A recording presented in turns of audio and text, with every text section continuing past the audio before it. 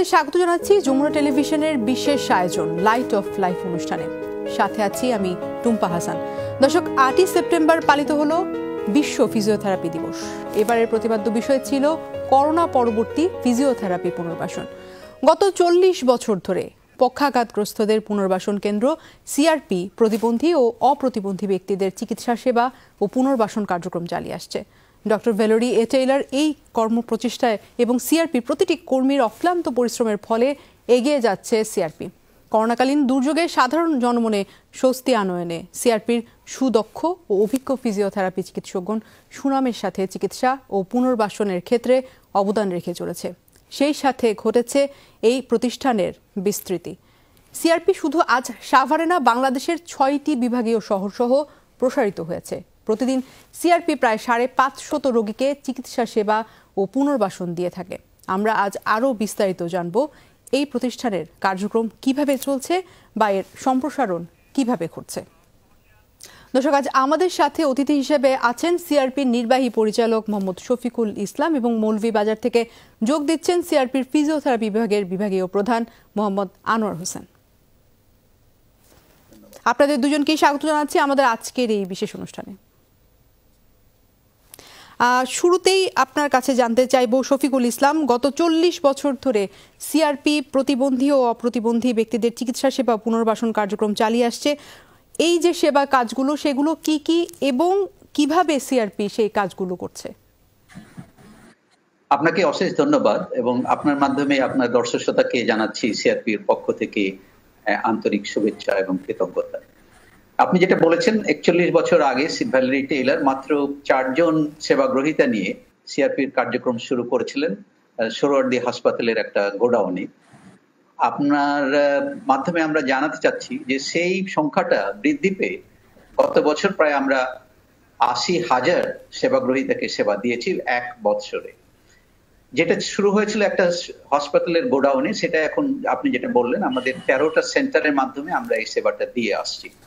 প্রথমে শুরু হয়েছিল শুধুমাত্র ফিজিওথেরাপি সেবা এবং সেই সেবাটা আস্তে আস্তে ভ্যালেরি টেইলর দেখেন যে সকল সেবাগুলো বাংলাদেশের প্রতিবন্ধী মানুষের জন্য নাই, সেগুলোকে উনি আস্তে আস্তে বিস্তৃত করেন। প্রথমে শুরু হয়েছিল শুধুমাত্র পক্ষাঘাতগ্রস্ত যারা অর্থাৎ ট্রাফিক অ্যাক্সিডেন্টে প্যারালাইজড হয়ে যায় তাদের মাধ্যমে।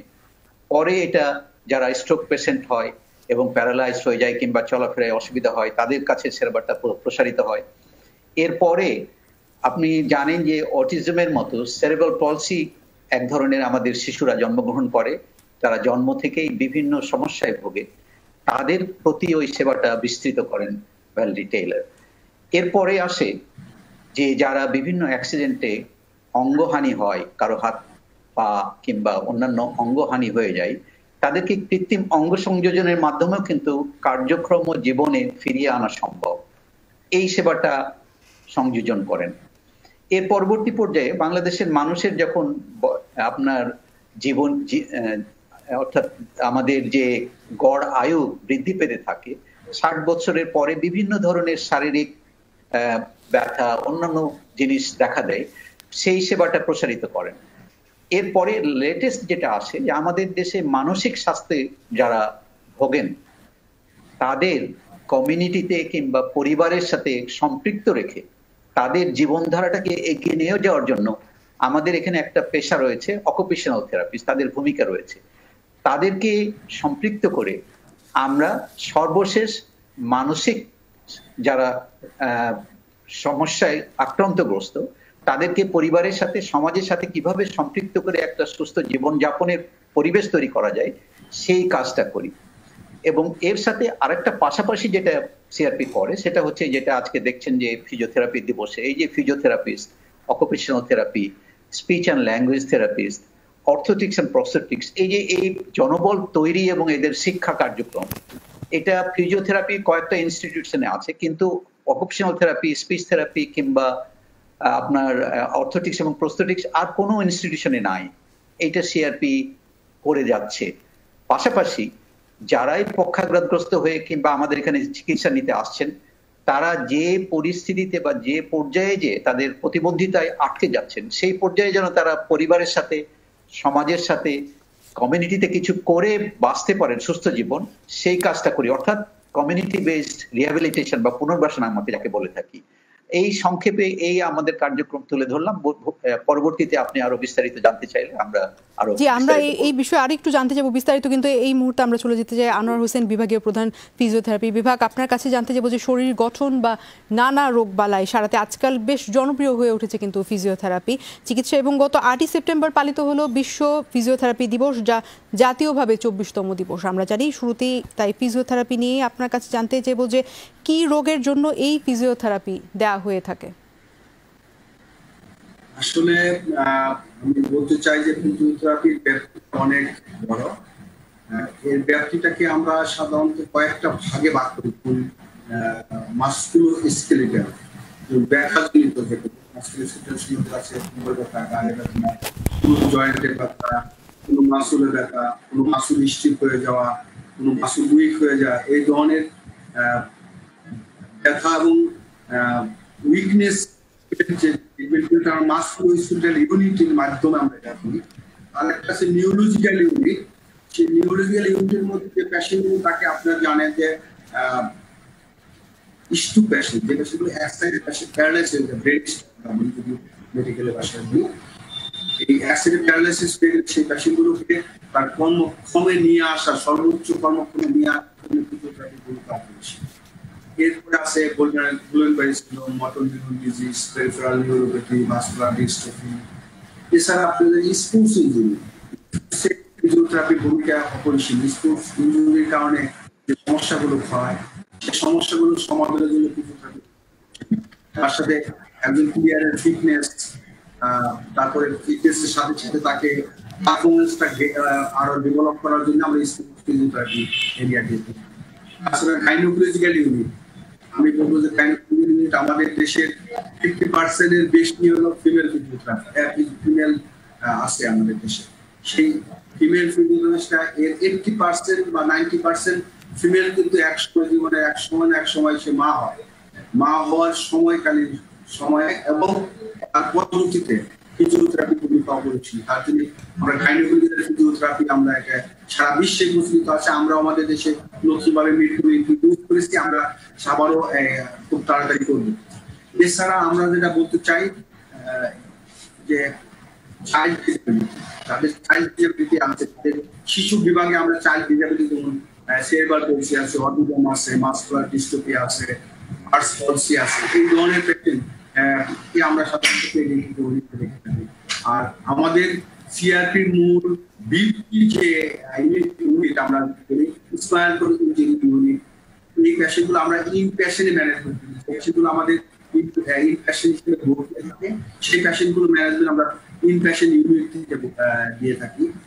এছাড়া আমার ইলডারলি কেয়ার, আমাদের বড় একটা ইলডারলি, আমাদের জানা এখন আমাদের গড়ে প্রায় 74 মতো হয়ে গেছে। সেই 74 গড় এজের বয়স 60 পরে কিন্তু তাদের অনেক সমস্যা হয়। সেটার জন্য আমরা ইলডারলি কেয়ারের জন্য সিআরপি আমাদের মাননীয় এক্সিকিউটিভ ডাইরেক্টর স্যার আছে, তার নির্দেশনায় আমরা কিন্তু ইলডারলি কেয়ার কম্বাইনে শুরু করেছি মিরপুরে। এবং আপনি জেনে খুশি হবেন যে করোনাকালীন সময় আমরা করোনা পেশেন্টগুলো যেগুলো করোনায় এফেক্টেড হচ্ছে, তার পরবর্তীতে তাদের অনেক সমস্যা হচ্ছে। সেই করোনাকালীন সময়টাতে আপনারা কিভাবে চিকিৎসা সেবা দিয়ে যাচ্ছেন সেই বিষয়টি নিয়েও আমরা আসলে একটু জানতে চাইবো, কারণ আমরা জানি যে একদম কাছে না গিয়ে পোকাগ্রস্তদের আসলে চিকিৎসা দেওয়া যায় না, সেখানে আসলে আপনাদের শারীরিক যে সুরক্ষা ব্যবস্থা সেই বিষয়টিও চলে আসে। আমরা একটা বিরতিতে যাবার সময় হয়েছে। দর্শক, আপনারা দেখছেন বিশেষ আয়োজন লাইট অফ লাইফ। আমরা একটা ছোট্ট বিরতিতে যাচ্ছি, কিছুক্ষণ পরে ফিরছি, আমাদের সাথেই থাকুন।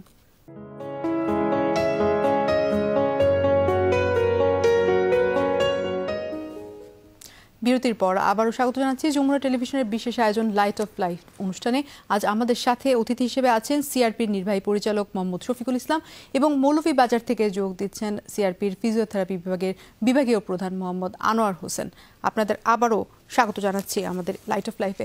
আমি ফিরতে চাই শফিকুল ইসলাম, আপনার কাছে সিআরপি প্রতিদিন 500 রোগীকে সেবা দিয়ে আসছে, নিঃসন্দেহে এটি একটি বিশাল কাজ। জানতে চাইব যে এই যে একটি পুনর্বাসন কার্যক্রম পরিচালনা করছে সিআরপি, সেখানে আসলে তারা পুনর্বাসনে কি কি ধরনের কাজ করছে এবং এই যে এত দীর্ঘ পথ পাড়ি দিতে হলো সিআরপিকে, সেই পথ পাড়ি দিতে কি কি ধরনের প্রতিবন্ধকতা তাদের আসলে মুখোমুখি হতে হয়েছে বা হচ্ছে এখনো?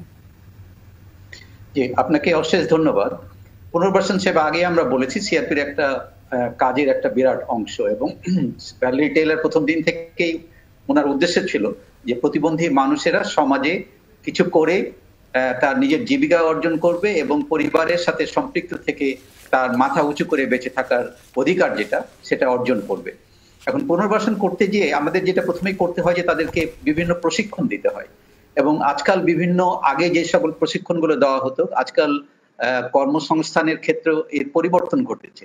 যেমন আপনাকে বলি যে সিআরপির শুরুর দিকে মানুষজনকে ফটো ফ্রেম তৈরি করার প্রশিক্ষণ দিত, কিন্তু এখন তো ফটো ফ্রেমের আর সেই ধরনের কোনো ব্যবহারই নেই। কাজেই নতুন নতুন প্রশিক্ষণ দিয়ে প্রতিবন্ধী মানুষদের উপযোগী প্রশিক্ষণ দিতে হয়।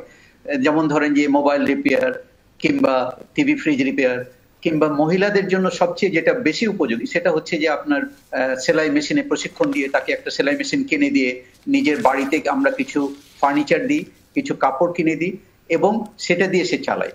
আর যারা একটু বেশি প্রতিবন্ধী তাদেরকে আমরা গ্রোসারি শপ অর্থাৎ চায়ের দোকান, ছোট মুদির দোকান, তার পরিবারের সদস্যদের সাথে মিলে তারা সেই একটা ছোট্ট দোকান দেয়, এবং সেই দোকানে প্রথমে হয়তো বা মানুষজন অত আসতে চায় না, কিন্তু যখন দেখে যে এরকম একটা মানুষ তার জীবিকা অর্জনের জন্য এরকম চেষ্টা করছে তখন সবাই আরো কমিউনিটি থেকেও সবাই একসাথে এগিয়ে আসে। যে সমস্যাগুলো আমাদেরকে দেখা দেয় যে যারা একটু বেশি মাত্রায় প্রতিবন্ধিতায় ভোগেন তারা একা কোনো কাজ করতে পারেন না, পরিবারের সহায়তা লাগে, হয় বাবা মা কিংবা ভাই বোন, কিন্তু অনেকের তো এই সহায়তাগুলো নেই। তখন কমিউনিটি থেকে তাদেরকে সহায়তার জন্য যে প্রয়োজনটা সমাজ থেকে, পরিবার থেকে কিংবা প্রতিবেশী থেকে, এই জায়গাগুলোতে আমাদের মাঝে মাঝে বেগ পেতে হয়। আর একটা যেটা হয় যে এই পুনর্বাসন কার্যক্রমটা কিন্তু একটা সময় সাপেক্ষ, দ্বিতীয় হচ্ছে খরচেরও প্রয়োজন আছে। যেমন ধরুন যে একটা মানুষকে যদি আমরা একটা গরু কিনে দিতে চাই, কিংবা একটা ফটোকপিয়ার মেশিন কিনে দিতে চাই, কিংবা একটা সেলাই মেশিন দিয়ে তাকে কিছু কাপড় কিনে দিতে চাই, এই সব মিলে তার ঘরটা ঠিক করে দিতে চাই, একটা টেবিল দিতে চাই, কারণ আমরা এই মানুষগুলোতে একেবারেই গরিব, কিছুই নেই।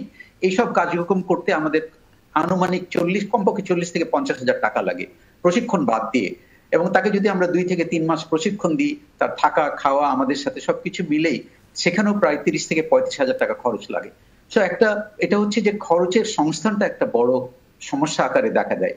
এই জন্য দেখা যায় যে আমাদের এখানে যে আপনি বললেন প্রতিদিন 500 জন রোগী আসছে, তার মধ্যে একেবারেই বেশি মাত্রায় প্রতিবন্ধিতায় ভুগে এরকম রোগীর সংখ্যা 100-150 যদি হয়, তাহলে এই যে এত বিশাল সংখ্যক মানুষকে পুনর্বাসন কার্যক্রমটা চালিয়ে নেওয়া, যে আর্থিক যে সমস্যা সেটা আমাদের কাছে প্রবল।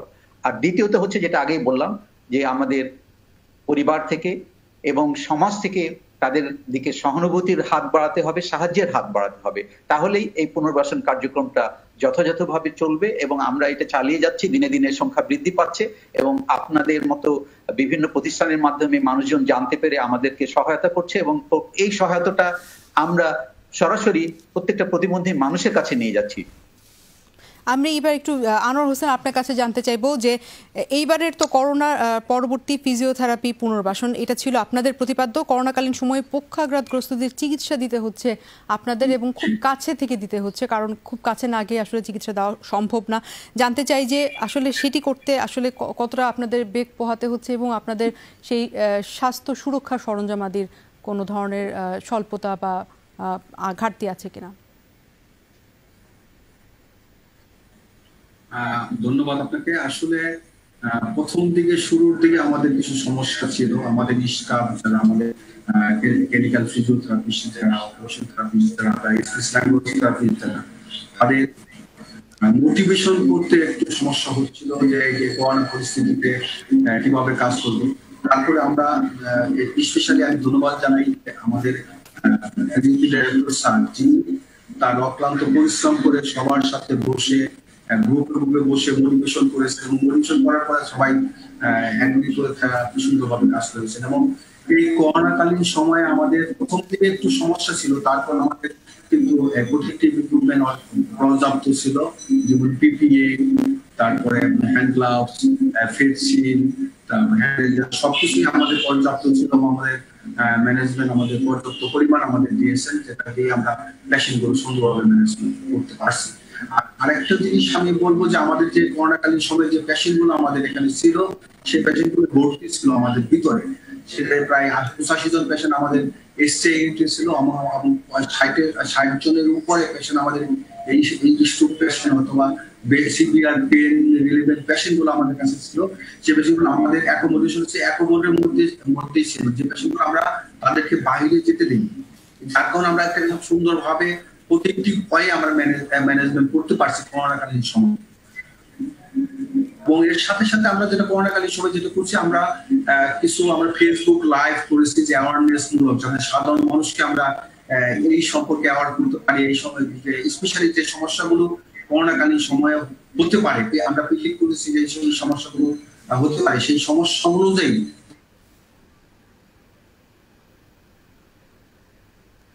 আমাদের